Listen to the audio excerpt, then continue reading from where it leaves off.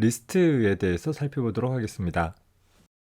이제까지 우리가 사용했던 단순 변수와 달리 컨테이너 자료형이라는 것은 하나의 식별자를 가지고서 한 개 이상의 데이터들을 저장할 수 있는 그런 자료형들을 가리키게 됩니다. 파이썬에서는 컨테이너 자료형으로 리스트나 튜플, 딕셔너리, 그리고 집합이라는 것들을 제공을 하고 있는데 우리는 오늘 시간에 리스트에 대해서 살펴보도록 하겠습니다. 하나 생각해 볼 것이 기존의 변수를 가지고서도 우리는 데이터들을 잘 저장해서 사용할 수 있었었는데 왜 굳이 하나의 이름으로 여러 개의 데이터들을 모아서 사용을 하려고 할까 생각을 해볼 필요가 있을 거예요. 1차적으로 개별적인 변수들을 가지고서 일일이 일을 처리할 수도 있지만 만약에 어떤 연관된 데이터들이 있다라고 하면 그런 연관된 데이터들을 한 덩어리로 그룹 지어 주었을 때 좀 더 손쉽게 또 일관된 방법으로 데이터들을 저장할 수도 있고 접근할 수도 있는 그런 좀 장점들이 생기게 될 것이에요. 물론 개별적인 변수를 가지고서도 할 수 있지만 개별적인 변수를 사용을 했을 때보다 좀 더 쉽고 명확하게 프로그래밍해서 사용할 수 있다라는 것입니다. 특히 그 접근하고자 할 여러 개의 데이터에 대해서 개별적인 이름이 아니라 하나의 이름으로 접근할 수 있다 보니까 반복문이라는 것과 같이 결합해서 어떤 일련의 데이터들에 대해 반복적인 처리를 할 수 있는 코드를 작성할 때 훨씬 용이하게 되는 장점이 있을 것입니다. 우리 기존에는 하나의 데이터를 하나의 변수에 저장을 해두었다라고 하면 리스트라는 것은 소위 변수 여러 개들을 하나로 묶어서 사용하는 것에 비유해 볼 수 있을 것입니다. 개별적인 변수들에 대해서는 독립된 고유한 이름을 가지고 있었고 그 이름을 가지고서 각 변수의 값을 저장하거나 혹은 얻어오는 일들을 할 수 있었었는데 이 리스트라는 것은 그저 하나의 이름으로 조작되어지는 저장 공간이 있대. 그 저장 공간 안에 여러 데이터들을 구분을 해서 집어넣을 수 있는 그런 그릇에 비유해 볼 수 있는 것입니다. 기본적으로 개별적인 변수를 사용한 경우나 혹은 리스트를 사용한 경우나 한 칸에는 하나의 데이터가 들어가되 그 하나의 데이터를 집어넣을 수 있는 것들을 한데 묶어놓고 이름을 붙여놓은 것, 그것을 우리는 리스트라고 부르게 되어집니다. 예를 들어서 우리가 달걀 같은 것들을 담는 그릇을 준비한다라고 했을 때 그릇 하나에 달걀 하나씩 담아가지고서 이동하려고 하면 굉장히 번거롭잖아요. 그래서 보통 우리는 달걀을 담을 수 있는 그릇들은 여러 개의 달걀들을 집어넣을 수 있는 한 통으로 구성이 되어져 있을 것이에요. 이렇듯 우리가 좀 더 손쉽게 작업을 할 때 관련되어진 데이터들을 한 덩어리로 묶어 놓은 것, 그것을 리스트라고 하되 이런 리스트는 중요한 특징이 있는데 그 리스트에 저장되어 있는 데이터들이 각각 순번에 따라 저장이 되어 있다라는 것이에요. 즉 리스트에 저장된 순서가 유지되어지는 형태로 데이터가 저장되어져 있는 그런 그릇을 만들 때 사용을 하는 복합 자료용을 우리는 리스트라고 부르게 됩니다. 보통 몇 번째 데이터를 접근해라 라는 식의 접근들을 수행을 하게 되어집니다. 문자열이라는 것도 보면 이 리스트와 비슷한 특징들을 갖고 있죠. 물론 문자열은 리스트가 아니에요. 하지만 문자열을 구성하고 있는 문자들에 대한 순서가 정확히 유지되어진다라는 측면에서 리스트 역시 리스트의 어떤 데이터들을 그게 문자열일 수도 있고 숫자일 수도 있고 어떠한 내용도 가능한데 그 저장된 순서를 그대로 유지해 가면서 다수의 데이터들을 묶어서 사용을 할 때 사용할 수 있는 것이 바로 리스트인 것입니다.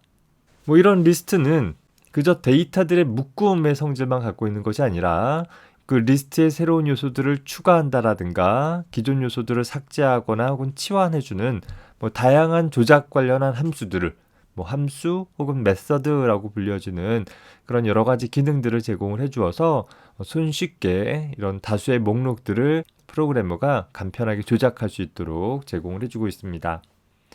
이런 리스트는 그러면 어떻게 만들 것인가 라는 문제가 하나 남게 되는데 리스트를 선언을 하기 위해서는 어떤 하나의 식별자 뒤에 네모가로 안에 콤마로 구분한 요소들을 쭉 나열을 해주게 되면 리스트를 선언할 수 있게 되는 것이고 그 선언되어진 각각의 요소들을 접근할 때에는 우리 문자열의 인덱싱이라는 연산과 마찬가지로 네모 괄호를 통해서 내가 접근할 요소의 번호를 기술해주면 된다라는 것입니다.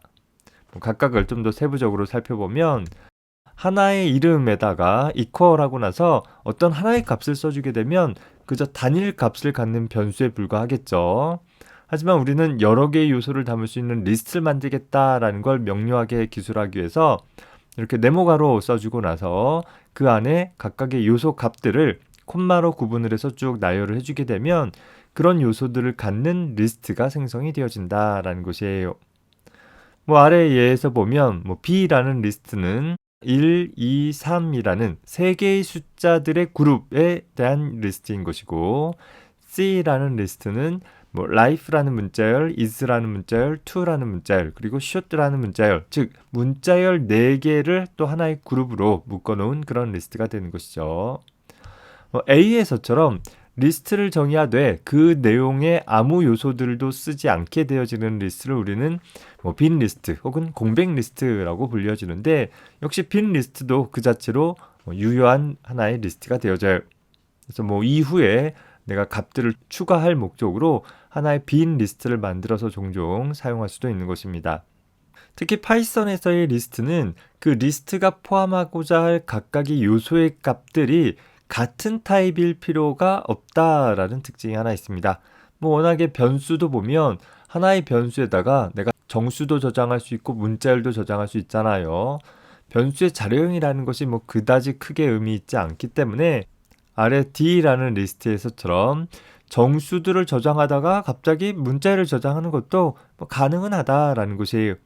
물론 우리가 일반적으로 리스트라는 것은 순서에 따라 데이터들을 저장을 하고 그 순번에 따라 접근을 하기 때문에 이렇게 서로 다른 자료형들의 데이터들이 하나의 리스트에 들어가 있으면 접근하는 것이 좀 까다로워질 거예요. 숫자를 처리할 때와 문자열을 처리할 때 뭔가 처리 방법들이 좀 달라질 수 있기 때문에 그런 것이죠. 그래서 일반적으로는 같은 타입의 데이터들을 하나의 리스트로 묶는 일들이 더 많이 사용이 되어질 것입니다. 이렇게 다양한 형태들이 사용 가능할 수 있는데 우리가 이번 학기에 다룰 내용들은 주로 공백 리스트나 숫자나 문자열로만 이루어진 주로 같은 타입의 데이터들의 묶음으로써의 리스트만 주로 다루게 될 것입니다. 자, 이렇게 우리가 리스트를 선언을 했다라고 하면 이제 이런 리스트를 가지고서 사용을 해줘야 되겠죠. 그런데 하나 생각해 볼 것은 리스트라는 것은 개별적인 데이터들의 묶음이었기 때문에 실제 우리가 사용을 할 때는 개별적인 데이터들을 사용하게 될 거예요. 앞에서 다뤘던 문자열 같은 경우는 개별적인 문자들의 묶음으로 문자열을 만들었지만 사용할 때에도 그냥 문자열을 한 덩어리로 사용을 하는 경우들이 대부분이었을 거예요. 다만 리스트의 경우에는 한 덩어리로 묶어 있다 하더라도 사용할 때는 개별적인 데이터들을 식별해서 사용하는 일들이 필요할 것이고 그렇게 리스트를 구성하고 있는 개별적인 요소들을 식별하는 행위를 우리 인덱싱이라고 표현한다라는 거예요. 리스트라는 것은 순서에 따라서 데이터들을 묶어 놓은 것이기 때문에 소위 인덱스 값이라고 불리우는 순번에 따라서 몇 번째 요소를 얻어올 것이냐라는 것들을 확인을 해볼 수 있게 되는 것입니다. 우리 앞에서 문자열 다뤘을 때에도 문자열 인덱싱이라는 개념을 살펴봤었는데 그 문자열 인덱싱과 똑같은 개념이에요. 방식도 표현도 거의 똑같으니까 어렵지 않게 확인해 볼 수 있으라고 봅니다. 자, 한번 실제 작성을 해봅시다. 현재 A라는 리스트를 하나 선언을 해봅시다. 자, A라는 리스트를 112233이라는 값을 갖도록 했을 때 우리가 만약에 print A라고 한다면 현재 A라는 이름은 112233이라는 새 정수의 묶음이다 라는 것이 명시적으로 표현되어지고 있죠. 물론 파이썬 대화식 모드에서는 굳이 프린트 구문을 쓰지 않더라도 식별자 이름만 써주면 그 식별자가 나타내주는 혹은 표현식이 나타내주는 값이 무엇인지를 간단하게 출력해준다라고 했어요. 그래서 이후 실행 예들은 모두 다 프린트 구문 없이 사용해 보도록 하겠습니다. 현재 이 상황에서 A라는 리스트에 제일 첫 번째 요소 값을 얻고자 한다라고 하면 즉 11이라는 정수값을 얻고자 한다라고 한다면 리스트 요소 인덱싱이라는 연산을 이용을 해서 내가 접근하고자 하는 리스트 이름에다가 네모가로 하기를 접근할 요소 번호를 써주면 되는데, 문자열에서와 마찬가지로 제일 앞에 번호가 0번부터 시작되어진다라는 거예요. 그래서 0번이라는 값을 출력해봐라 라고 하면 11이라는 값을 얻어낼 수 있는 것이죠. 심지어 A라는 요소의 0번 요소에다가 더하기를 A라는 요소에 2번 요소를 더해라 라고 하면 얘가 0번, 1번, 2번이니까 결과적으로 얘는 11 더하기 33이라는 연산을 수행하라 라는 표현이 되어지겠죠. 그 결과를 보면 44라는 연산도 수행되어지는, 얘가 문자열이 아니라 정수값 그 자체로 저장이 되어지는구나 라는 것을 볼 수 있습니다. 문자열의 인덱싱에서도 살펴봤듯이 마지막 요소 값이라는 것은 0번부터 시작되어지는 하나의 정수값으로 표현되어 줄 수도 있지만, 끝에서부터 셈해 본다라고 하면 음의 정수를 통해서 표현해 줄 수도 있다라고 했었죠. 그래서 예를 들어서 A의 마이너스 1번 요소라고 하면 제일 뒤부터 첫 번째 요소라는 의미가 되어져서 33이라는 값이, 즉 얘가 마이너스 1번 요소, 마이너스 2번 요소, 마이너스 3번 요소 이런 식으로 카운트해 나갈 수도 있을 것입니다. 일반적으로 앞쪽에 가깝다라고 하면 0 이상의 양의 정수를 통해 인덱싱하면 될 것이고, 뒤쪽에 가깝다라고 한다면 뒤쪽 기준으로 인덱싱 해주는 것이 다소 편할 수 있겠죠. 자, 뒤에 가서 다시 정리를 하겠지만, 이런 리스트는 변수들의 집합이기 때문에 그 저장되어 있는 변수의 값을 바꿀 수 있을 것입니다. 자, 우리 일반적인 변수의 경우에는 할당 연산자 equal을 사용을 해서 n1 equal 0이라고 하면 n1이라는 변수에 0을 넣어라 라는 표현이 되어지는 것이죠. 다만 현재 이 A라는 리스트는 여러 개의 값을 갖고 있기 때문에, 물론 리스트를 통째로 바꾸는 일을 할 때 사용을 해볼 수는 있어요. 그런데 그것이 아니라 리스트의 특정 요소만 바꾸고 싶다라고 한다면, 예를 들어서 리스트의 첫 번째 요소 값 11을 0으로 바꿔버리고 싶다라고 한다면 어떻게 보면 되겠느냐? 바로 리스트의 인덱싱을 사용을 해주면 되는 것입니다. 그래서 A라는 리스트의 0번 요소에다가 현재 0을 대입해라, 할당해라 라고 해주게 되면, 이제 A라는 리스트는 첫 번째 요소가 0인 요소로 바뀌어진 형태가 되어질 것이에요. 그래서 일반적으로 리스트의 인덱싱이라는 것은 그 인덱스 번째 요소 값을 얻어오거나 혹은 인덱스 번째 요소의 값을 새로운 값으로 바꿀 때 사용할 수 있는 가장 기본적인 표현이다 라는 것을 확인을 해두기 바랍니다.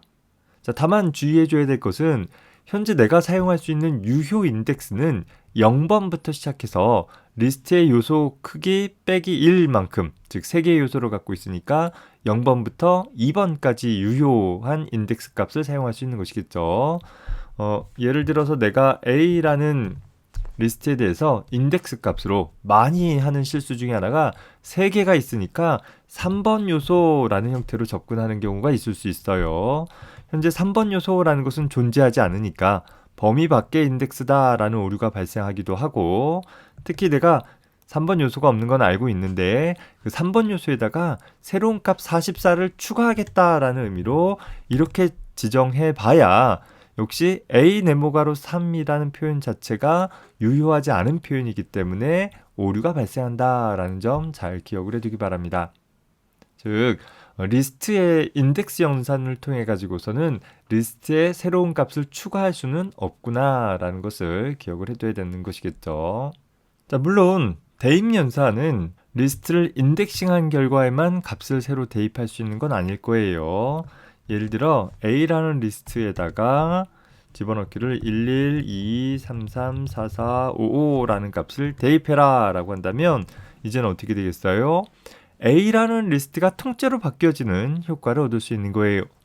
기존에 002233이라는 값을 갖고 있는 리스트는 폐기해버리고 새로운 112334455라는 값을 갖고 있는 새로운 리스트를 A에다가 대입해주는 형태가 일어나는 것입니다. 자, 리스트에서 하나의 요소를 수정하고자 한다라고 하면 앞서서 살펴본 것처럼 리스트의 인덱싱 기능을 이용을 하면 수정을 할 수 있었습니다.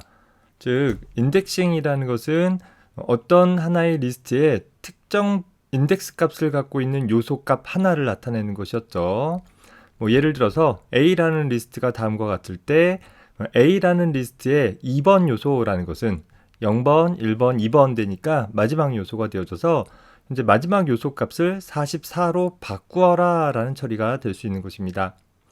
인덱싱의 결과가 하나의 요소이기 때문에 하나의 값을 나타내는 요소를 대입해 줌으로써 요 33이라는 요소 값을 44로 대체해주는 그런 문장이 되는 것이죠. 자, 이런 리스트도 문자열과 마찬가지로 리스트 관련해서 여러 가지 함수나 혹은 리스트 자체가 가지고 있는 메서드 같은 것들이 몇 가지 제공이 되고 있습니다. 여러 가지 것들이 있는데 그 중에서 우리는 기본적인 것 몇 가지만 좀 살펴보도록 할게요. 자, 첫 번째 소개되어지는 것은 리스트의 길이를 확인해 줄 수 있는 함수예요. A라는 리스트가 있다라고 했을 때, 3개의 요소를 갖고 있다라고 했을 때 length라는 함수는 현재 A라는 리스트의 길이를 셈할 수 있다라는 것이죠. 우리 문자열의 경우도 비슷하게 동작했었죠. A라는 리스트가 공백 리스트다라고 하면 길이가 0개이다 라는 형태로 확인을 해볼 수 있습니다. 자, 이런 리스트에다가 새로운 요소를 추가하고자 한다라고 하면 그러면 어떻게 할 것이냐? 그때 사용할 수 있는 것이 리스트에서 직접 제공해주고 있는 append라는 메서드 혹은 insert라는 메서드가 있어요. append라는 메서드는 무조건 마지막에 추가하는 것이고 insert라는 메서드는 내가 원하는 위치에다가 집어넣어 줄 수 있다라는 점에서 좀 차이가 있습니다. 자, 그래서 현재 A라는 리스트가 있을 때 A에다가 append 하기를 44를 append해라 라고 하면 기존의 리스트의 값이 늘어나는 효과를 얻을 수 있는 것이고, 또 insert해라 하기를 0번 요소에다가 44를 넣어라 라고 하면 제일 앞에 값을 집어넣는 효과를 얻을 수 있다라는 것이죠. 따라서 현재 A라는 리스트가 공백 리스트인 상태에서 55를 추가해라 라고 하면 이제는 하나의 요소를 갖는 그런 리스트가 되어져서 리스트는 수행 중에 그 데이터의 길이들이 늘어날 수도 있고 줄어들 수도 있는 그런 동적인 특징을 갖는다라는 것 염두에 두기 바랍니다. 자, 리스트의 요소를 증가시켰다라고 하면 때에 따라서는 리스트의 요소를 지워버리고 싶을 때가 있겠죠. 그래서 그때 사용할 수 있는 것이 del이라는 함수와 remove라는 메서드가 있습니다. 항상 함수라는 것은 독립적으로 호출되어졌고 메서드라는 것은 특정 문자열이나 리스트가 가지고 있는 내부적인 기능이다 라고 했었죠. 자, 그래서 del이라는 것은 함수이기 때문에 delete의 약자인 거예요. 현재 A라는 리스트가 있을 때 A의 1번 요소를 지워라 라고 하게 되어지면 A의 1번 요소인 22라는 값을 리스트에서 삭제해버리는 효과를 얻게 되어져요. 주의할 것은 1번 요소를 삭제한 결과를 갖는 게 아니라 A라는 리스트 자체가 바뀐다라는 거죠. 앞에 append도 insert도 해당하는 리스트 자체가 바뀌었어요.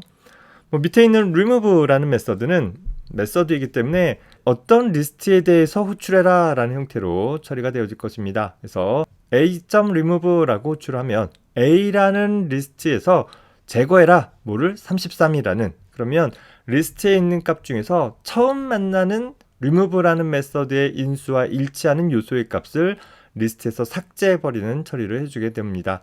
모든 33을 다 지우는 게 아니라 처음 만나는 33을 지우는 것이다 라는 것 구분을 하기 바랍니다. 자, 앞서서 소개했듯이 리스트는 연관되어진 다수의 데이터들을 반복적으로 사용을 하기 위해서 제공되어지는 구조이다 라고 했습니다. 그러다 보니까 리스트가 사용되어진 곳에는 아마도 반복문이 같이 쫓아나오게 될 것입니다. 접근할 요소의 개수가 유한하다 보니까 반복문 중에서도 for 반복문하고 즐겨 사용이 되어집니다. 앞에서와 같이 어떤 일련의 데이터들을 가지고 있는 리스트에 대해서 이게 숫자 데이터이든 문자일이든 상관은 없을 거예요.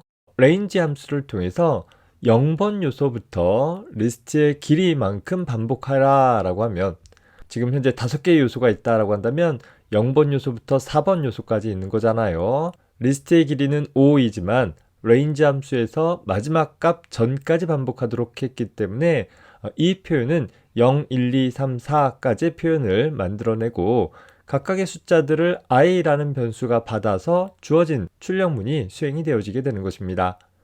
따라서 nums라는 리스트의 0번 요소부터 마지막 요소까지 순차적으로 한 줄에 하나씩 출력해주는 구문이 되어지겠죠. 물론 이렇게 작성을 해볼 수도 있긴 하는데 좀 더 간단하게 사용할 수 있는 방법 중에 하나는 바로 이 for문의 범위를 나타낼 수 있는 부분에다가 range 함수를 사용하는 것 대신에 직접 리스트 이름을 기술해 주는 것도 허용이 되어지고 있습니다. 자, 이 경우는 앞서서 우리 문자열을 for문과 같이 사용했을 때와 비슷하게 nums라는 리스트의 첫 번째 요소부터 한 요소씩 끄집어내서 변수 n이 받고 그 n을 가지고서 주어진 출력문을 수행을 할 수 있도록 구성을 하는 것이에요. 결과적으로 똑같은 처리들이 일어나게 되는 것이죠. 자, 다만 이렇게 range 함수를 사용을 한다라고 하면 리스트의 시작서부터 끝까지가 아니라 내가 임의의 순서대로 예를 들어서 제일 마지막 요소부터 처음 요소까지 접근해 볼 수도 있는 것이고 range 함수의 시작값과 끝값의 변경을 통해서 리스트의 일부 요소만 반복적으로 접근하는 것이 가능할 것입니다. 반면에 아래와 같은 좀 더 단순한 표현은 표현이 단순하다 보니까 기능도 좀 제약되어진다 라고 생각하면 되겠죠. 자, 이 아래의 경우에는 언제나 리스트의 모든 요소에 대해서 그것도 시작 요소부터 마지막 요소의 순서대로만 접근할 수 있다라는 제약을 갖는다라는 차이점을 좀 잘 기억해 둘 수 있기 바랍니다. 정리해서 얘기해 본다라고 하면 리스트의 모든 요소를 그냥 순서대로만 반복적으로 접근할 것이다. 이렇게 사용하는 게 더 편할 거예요. 하지만 리스트의 일부 요소 혹은 접근하는 순서가 시작부터가 아니라 중간 혹은 마지막부터 접근할 것이다 라고 한다면 각각의 접근할 리스트의 인덱스 값을 만들어내는 이와 같은 표현들이 필요하게 될 것입니다. 이번 영상에서는 리스트에 대해서 간단히 살펴봤습니다. 단순 변수와 다르게 데이터들의 묶음인 것이고 묶여진 데이터들을 좀 더 쉽고 간편하게 사용할 수 있는 여러 가지 메서드들이 제공되어진다라는 점 확인을 해두기 바라고 기본적으로 리스트를 선언하고 데이터를 추가하고 수정하고 삭제해야 하는 방법에 대해서 정리를 해두기 바랍니다. 더불어 for 반복문과 사용을 할 때 어떻게 사용하면 되는지 잘 눈여겨보기 바랍니다. 수고했습니다.